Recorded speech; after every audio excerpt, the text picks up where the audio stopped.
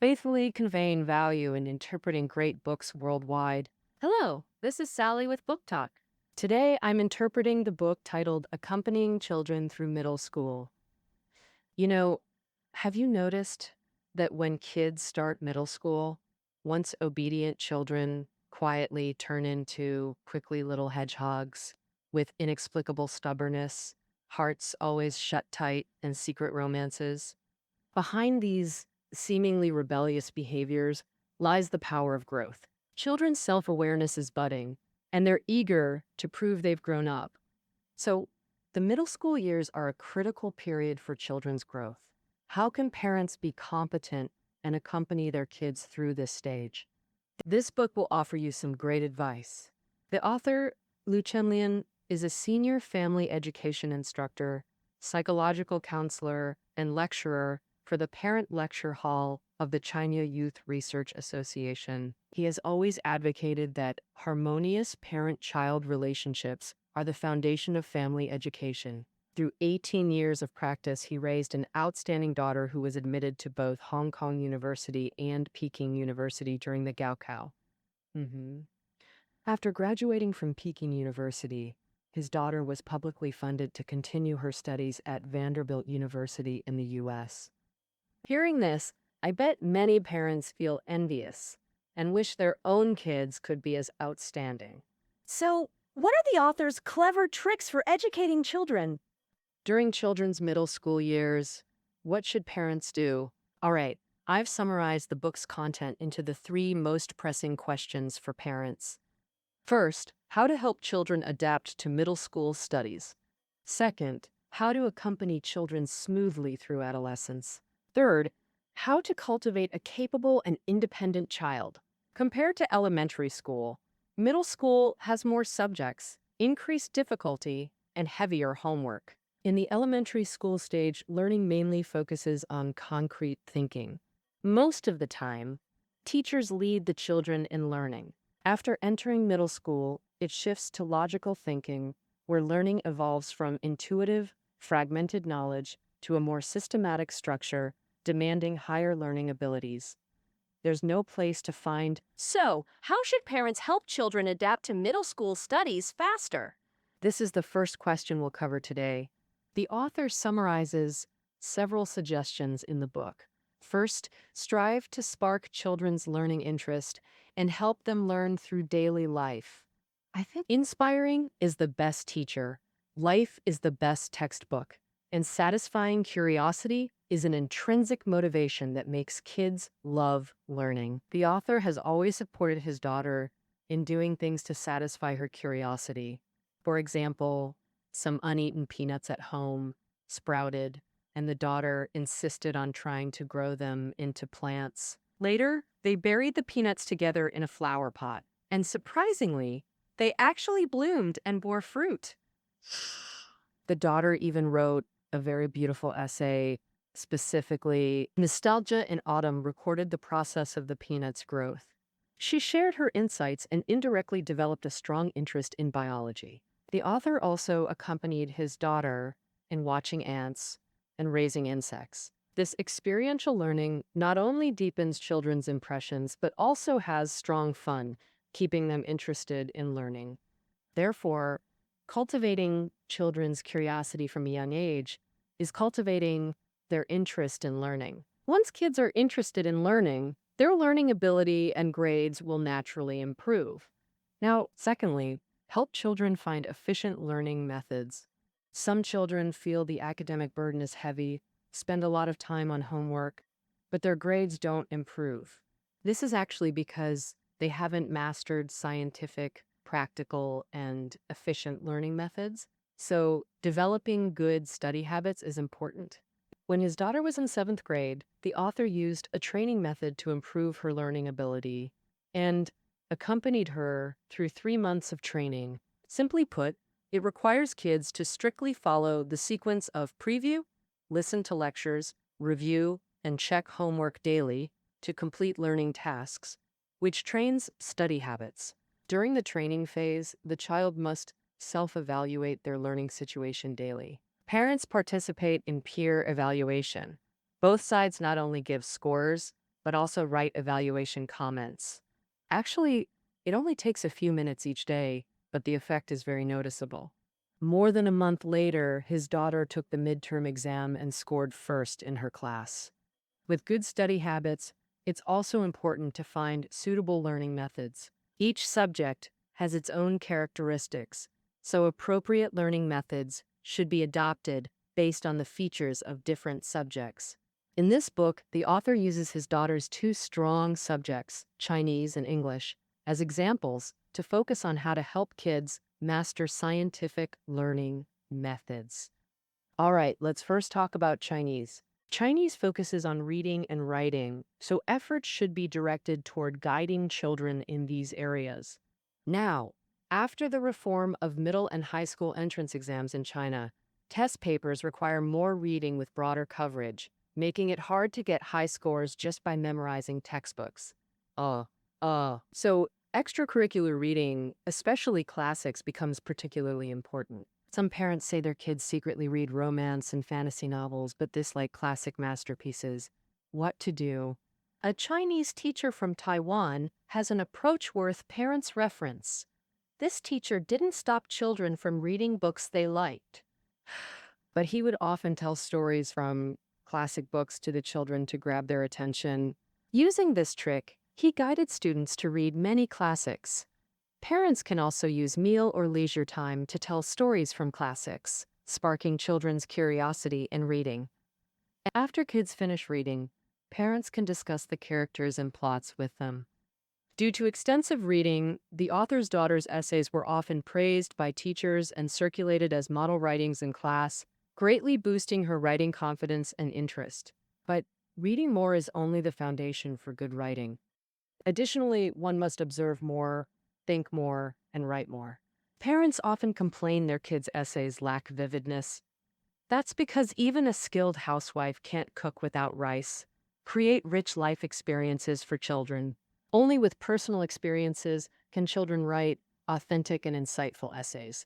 When things happen, parents should encourage kids to ask why multiple times, then record feelings in diary form.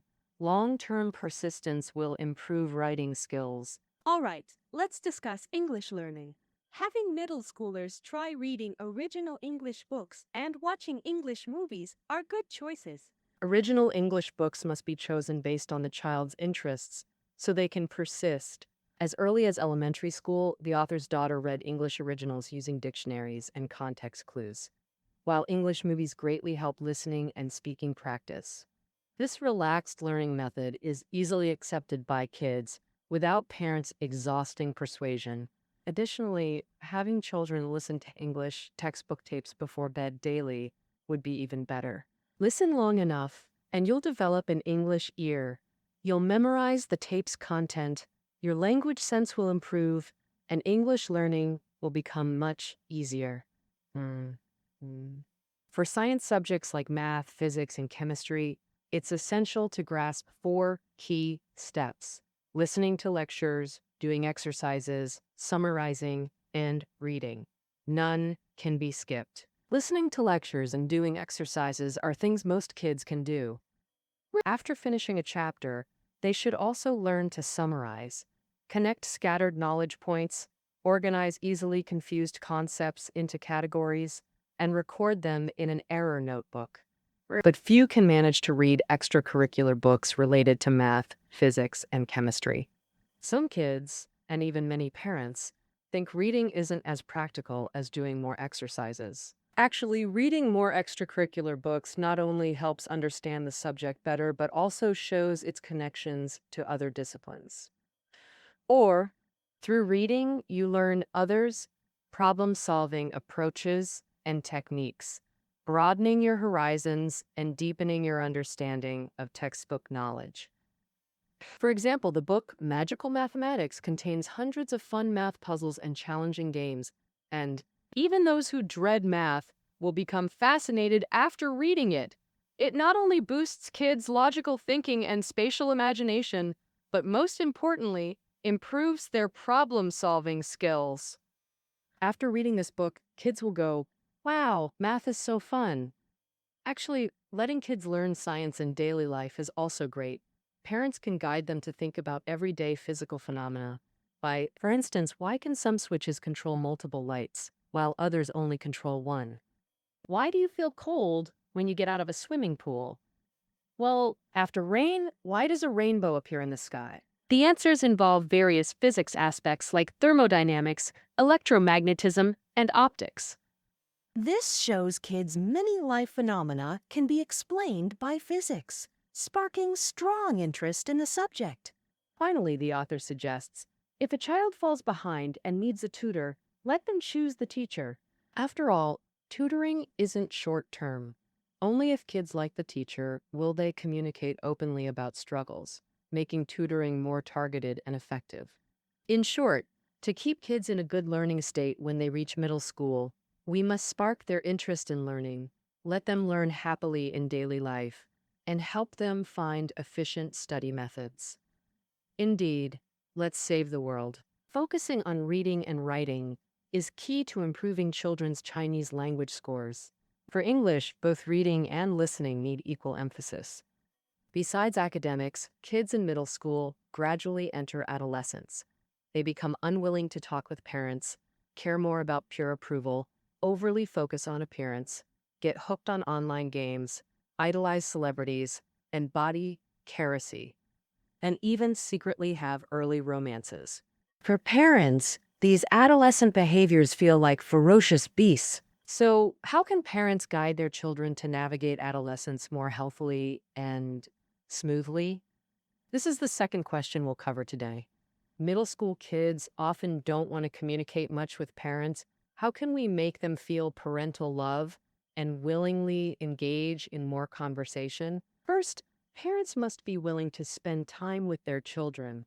The 3 years of middle school are when rebelliousness peaks. Building a strong parent child relationship is crucial. Parents must carve out time to be with their kids. Actually, though middle schoolers loudly demand independence, deep down they still cling to parents and need their company. So, for example, in the author's family, no matter how busy work gets, weekends are always family days where both parents take the child out for outings or activities, relaxing together while strengthening bonds. And at the same time, the author stresses the importance of fathers in children's growth, especially for daughters. And since men's thinking and action styles differ from women's, kids can learn qualities from their dads that moms might not offer. And, for instance, qualities like moderate risk taking, courage to take responsibility, and rational problem solving. For many kids, one word of affirmation from their father is worth 10 from their mother. Second, parents need to learn to listen. When kids face troubles and get emotional, parents must stay calm. Never add fuel to the fire or rush to criticize them. At such times, they need psychological support.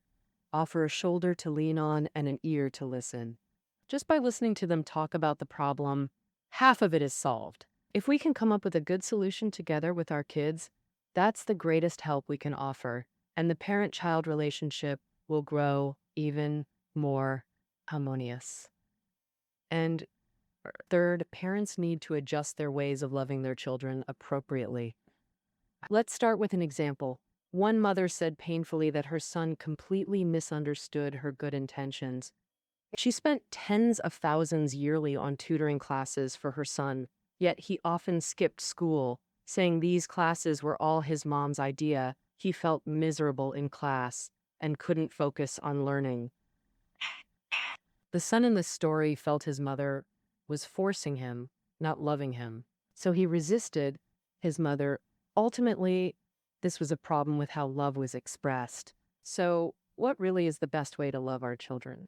In a parenting class, the teacher assigned homework. Go home and ask your children what actions make them feel most loved. The next day, parents reported diverse answers. Some kids thought mom cooking delicious meals daily was the best love. Some believed dad playing ball with them weekly was the greatest love. Some just wanted parents to patiently listen when they speak. One child even said mom not nagging was the best love, showing every child is unique. Their needs for love vary too. Parents should always stay curious, understand children's real needs, adjust how they show love, and give what's truly needed. Only then can parent-child relationships develop healthily. In middle school, you'll notice kids care more about their appearance. So, for example, the author's daughter wanted baggy clothes after seeing classmates wear them. When peers wore certain sneakers, she ordered the same online. Many parents think this wastes time. That energy should go to studying. Actually, caring about appearance is a sign of growing up. It means their self-awareness is awakening. They no longer blindly follow parental arrangements. Plus, they seek peer approval through clothing, a normal psychological phenomenon in adolescence. On another note, middle schoolers, especially girls, experience rapid physical changes, feeling uncomfortable and wanting loose clothes to hide them.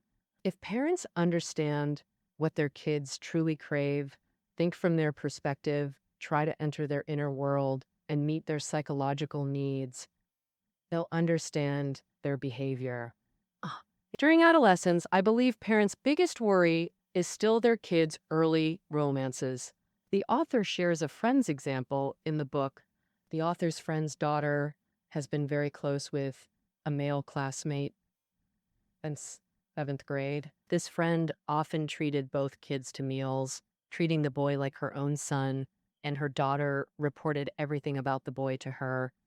And the friend once asked her daughter what they planned to do in the future because she'd heard the boy would go abroad for college.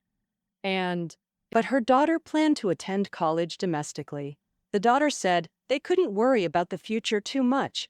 Being together now feels great, providing emotional support and academic help. That's a show.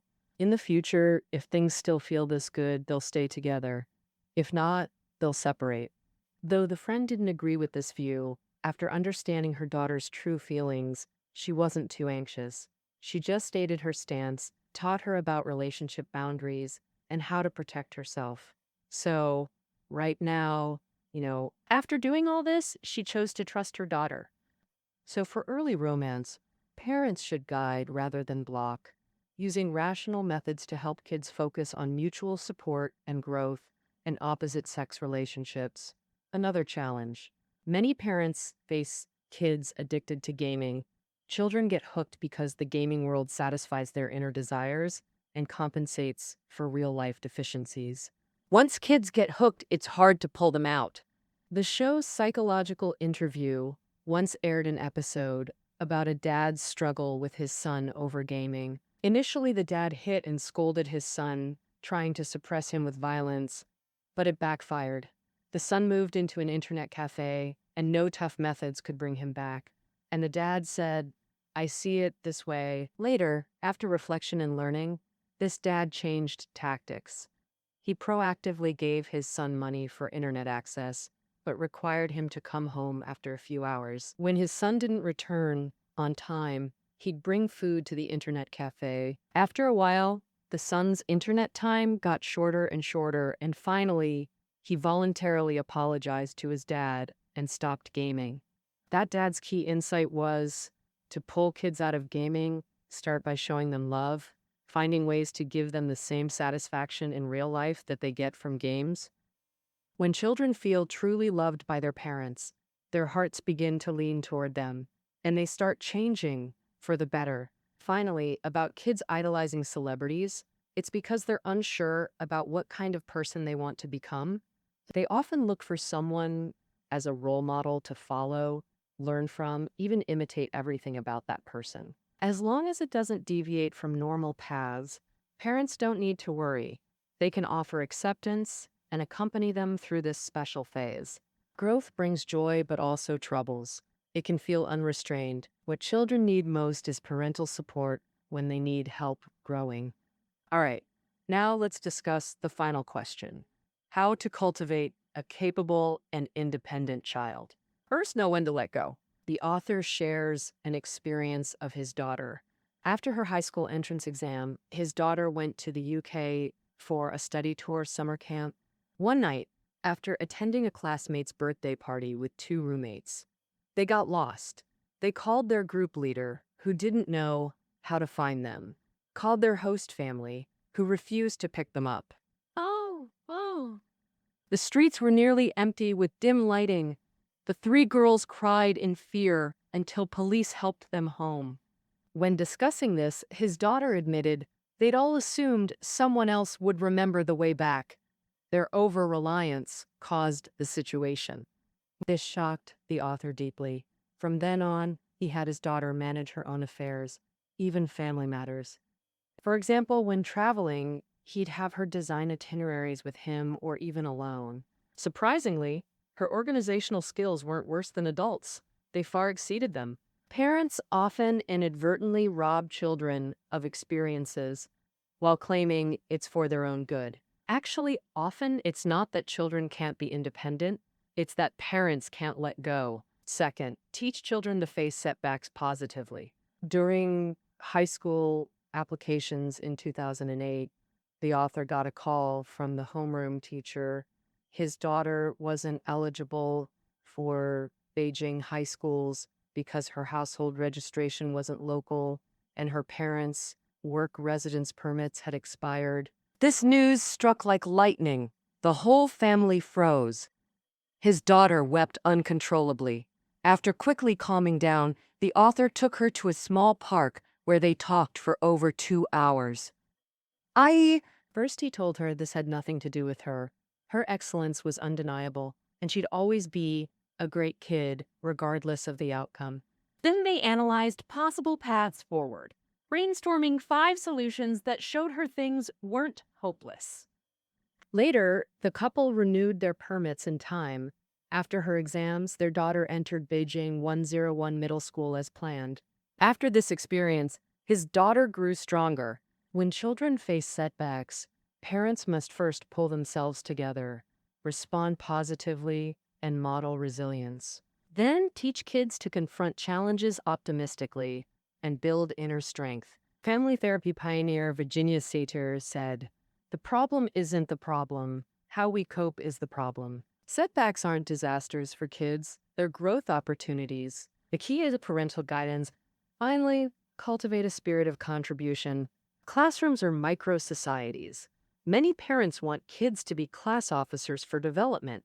Here, the author and her husband disagreed. Their art-skilled daughter was publicity officer for 3 years, creating bulletin boards, always sacrificed lunch breaks. She'd come home late after school, sometimes using weekends for schoolwork and class meetings, consuming much free time. Her husband saw this as wasted time, only focused studying mattered. But the author supported their daughter, who loved it, and her grades didn't suffer. And her efforts earned class recognition. They awarded her Most Inspiring Classmate Champion. Her dedication honed her skills and won her deep friendships. The author believes class officer roles should be the child's choice. If the child is willing, feels happy while helping others, and hones their abilities, then by all means, allow them to do it. If class opportunities are limited, encourage kids to join school clubs. Their abilities can be equally developed there. All right, let's summarize today's content. Academically, parents should spark children's interest, let them learn joyfully through life, and help find efficient study methods. During adolescence, spend more time with kids, listen to their true feelings, adjust how you show love, empathize, and guide them toward healthy relationship views. In daily life, learn to let go when needed, teach positive resilience, and nurture a spirit of contribution. All right, that's accompanying children through middle school years. We'll end our interpretation here. Find reading notes below the audio. See you tomorrow.